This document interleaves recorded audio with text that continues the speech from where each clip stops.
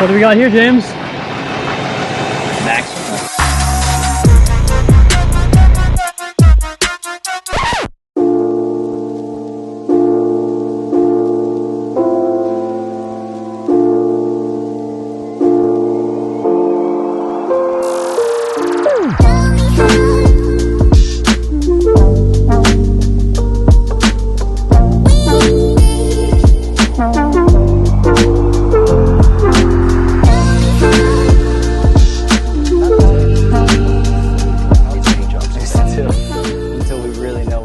All right, guys, so this car standing behind us is our R33 GTR. This is a 95, it's a V-spec. This is a car that we haven't really shared with you guys yet, but we're kind of anxious to.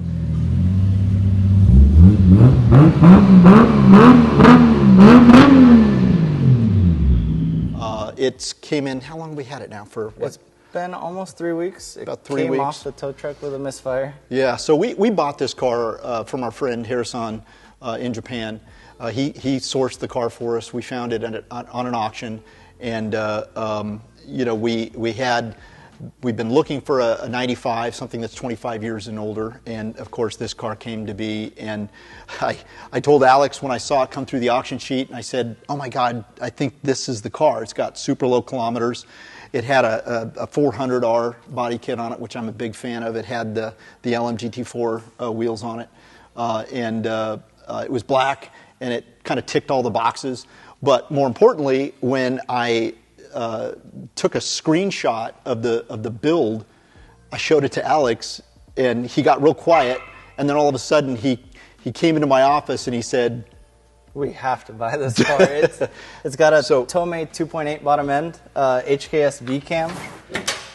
We're not sure what injectors it's running, but it's got almost everything from the Nismo catalog. It's got the Nismo Surge plenum, the Nismo reinforced control arms, upper, lower, tow arm, traction rod. There's no expense spared on this car, whoever owned it in Japan. The specs sheet also said it was part of the RH9 club. which is, So that's, I mean, that's a kind of 9-second street car is crazy. what it's intended to be. It does have a ton of HKS parts, so it's got the HKS V cam, which is variable cam timing on the intake side with the TL4Z ball bearing setup. It also has the HKS FCON Pro, which we're up in limbo whether we're keeping or not. Now Link offers a direct plug and play for cars that are HKS FCON tuned to switch over to the new Link system.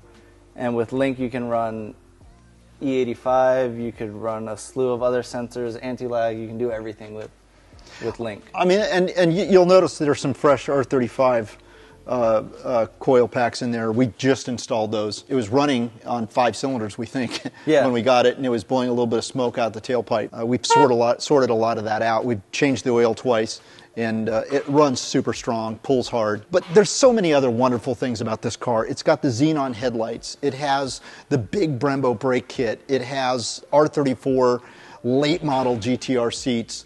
A really beautifully made rear diffuser. So lots of really cool features, lots of really cool options. And you know, to build a car like this here in the States, it adds up to a lot of money. And the fact that we were able to acquire one with... Your dog. Knock 2. Knock 2.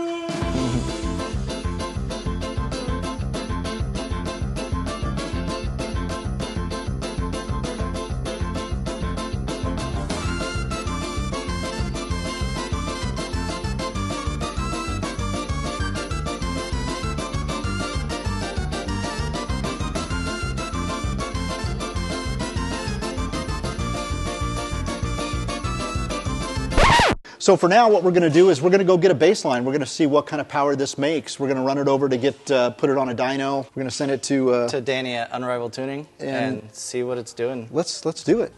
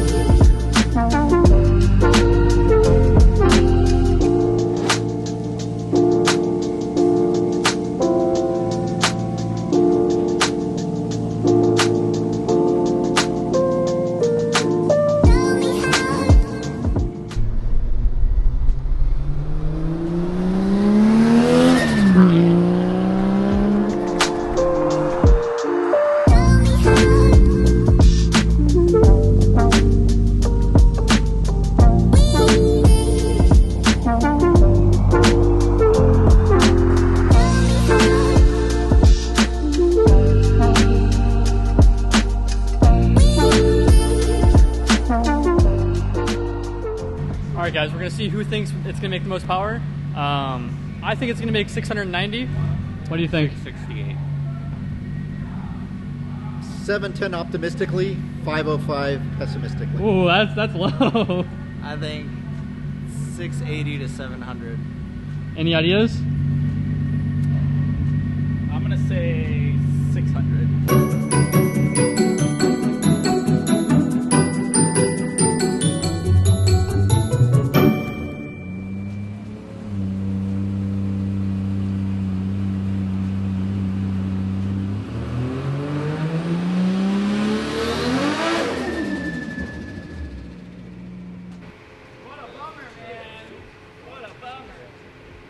So Alex, what just happened on that run?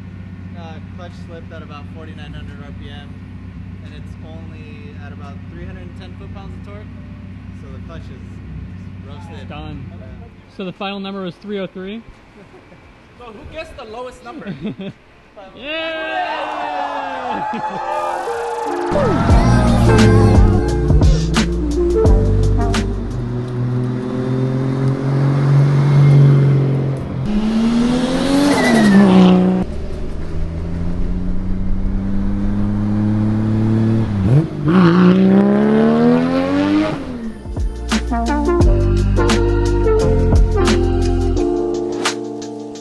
It is not Christmas time, but we do have a present from abroad, from Japan. This is the stuff that came along with the R33. This is cool. First thing unwrapped. That's the Nismo shift knob. I don't know what material this is made of. I suspect it's some type of maybe aluminum or Delrin over aluminum. It seems partially cast. You can see the actual line there, so I'm not sure what the material is, but my guess is some kind of composite over metal. Pretty cool. And we have here, I can't read that, but I can see through the bubble wrap, and it is indeed a key fob, which is cool, because I'm sure many of these cars that come over from Japan have been lost long time ago or broken or something else, but let's be careful here. Okay.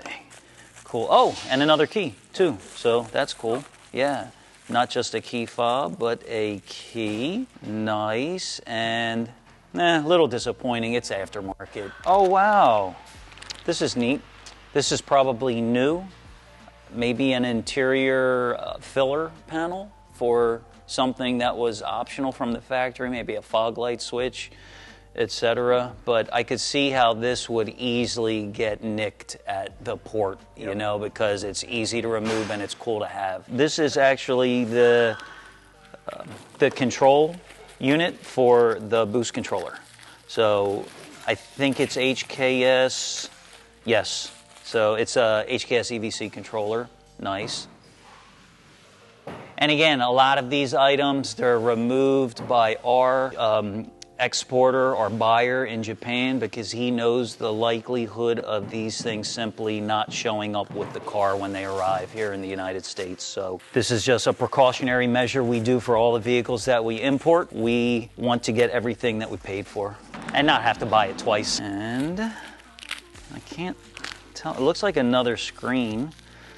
So it might be another controller or something else. So it's two pieces.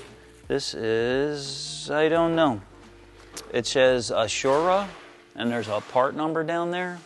We'll have to figure out what this is for. Maybe it's like a multi, meter output or something. This must be another counterpart to it. I'm not sure what this is either. Yeah.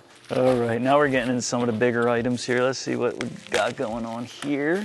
I believe these are gauges from, not modern gauges, but not super old gauges either. These, I believe, are Defi.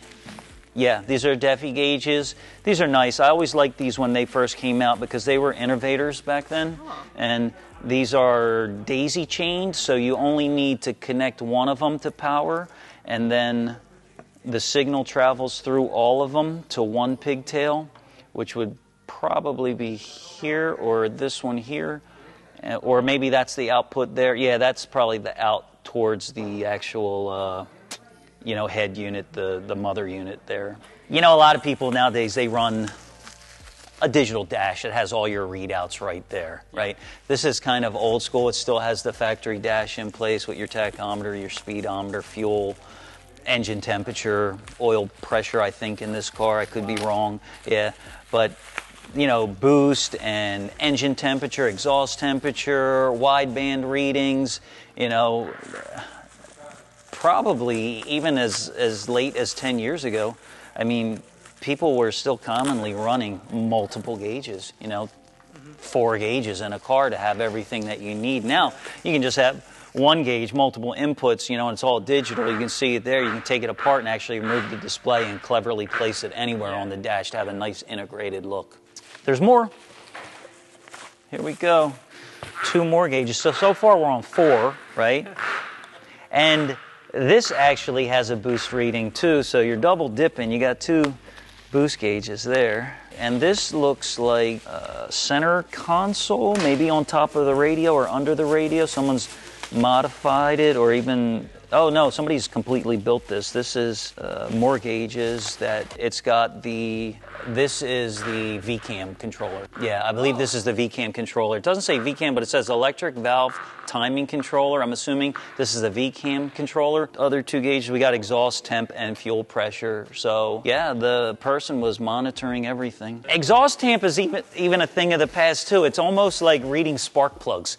You know, now that wideband O2 meters have become so readily available and accessible and cheap. Exhaust temperature is a thing of the past. I'm sure you can still use it to look for certain cues and things with your tuning, but wideband becoming so reasonably priced, there's no point for an exhaust temperature, in my opinion. I could be wrong. Oh, this is the DEFI controller. So where you can go in and do all your recall functions. These are memory gauges, so they do record. You can look at your data that just happened on your pull or your run or whatever reason why you were trying to record it. Yeah, and then a turbo timer. Yeah, so that's the DEFI gauge controller. Yeah, playback. Fast forward, shows you your peaks. You can hit the record. You know, with a modern aftermarket ECU, all that would be recorded in the ECU. It'd be easy to access. You look at it on your tablet or your computer and probably even your phone, you know, but old school, this is how it was done. So the last thing is pretty cool, right? It's always fun to look at this type of stuff. It's the Japanese newspaper used for packing material, right? Always neat, you know. Cool stuff, right? You can get your bubble tea or beer. Maybe that's beer, yeah.